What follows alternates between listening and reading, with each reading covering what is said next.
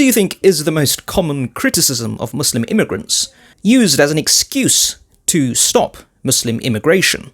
There are structural problems with this religion that mean it is incompatible with the modern, free, Western liberal democracy we live in. What happens when you get a Muslim majority in France? Immigration out of Muslim countries into Western society.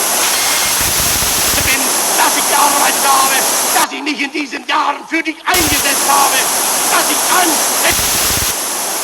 Society has, yes, brought a somewhat culture clash. I think culturally the two don't match together. They have no respect for white women. What happens when you get a Muslim majority in London? You already see it happening in places like Luton. Of people who just refuse to be or are incapable of being assimilated,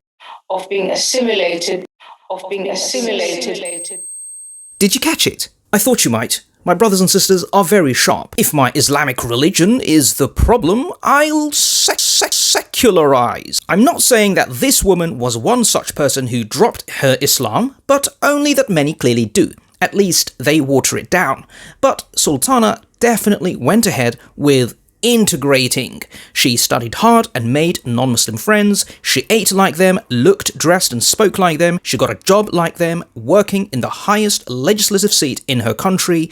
In her job, she sits opposite the Prime Minister of the UK, no less, and is a part of a group of people who make laws for a leading Western nation. Jeez, she couldn't be more integrated, more Western, more a part of the Western elite if she had a sex change and renamed herself Sir Winston Churchill and started hating on foreigners. For an immigrant Muslim to achieve so much made her a model British citizen. This is the kind of immigration Britain and the West cry out for. So let's join her celebration speech. I have discovered that to be a Muslim woman, to be outspoken and to be left-wing is to be subject to this barrage of racism and hate. It's to be treated by some as if I were an enemy of the country that I was born in. As if I don't belong. What the hell is she talking about? Chair, it's worse when I speak up for migrants' rights in support of the Palestinian people or criticise Tony Blair for the war in Afghanistan. Oh, I'm sure it's just an eye infection or something. The British patriots were so happy, so in their joy, they inundated her with numerous letters of love, of which she will now read some to us. One person, for example, wrote to me, and I quote, "Sultana, you and your Muslim mob are a real danger to humanity." Another wrote, "I'm a cancer everywhere I go, and soon," they said, "Europe will vomit you out." A third called me a terrorist sympathiser and scum of the earth, and that if you can't stand the racism, perhaps you'd be happier going back to your country of origin, foreigner. One abusive letter said, and I quote, "Our cities are full of Muslims. Send them to Pakistan." What? Such hate? Madam Chair, this Islamophobia doesn't come from a vacuum. It's not natural or ingrained. It's taught from the very top.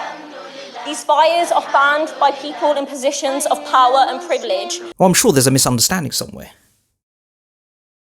Oh, I know. She must have somehow mixed up her own kind letters, with the practicing Muslims' letters. Being a parliamentary representative, you obviously get a lot of correspondence from people. And instead of reading her own, she's reading the hateful letters targeting the extreme Muslim who deserves it for not integrating. Yeah, that's it. So that's why there's so much Islamophobia in these letters. Yeah, no wonder she's crying. She thinks it's all targeting her. That's it. I'm literally going over to tell her.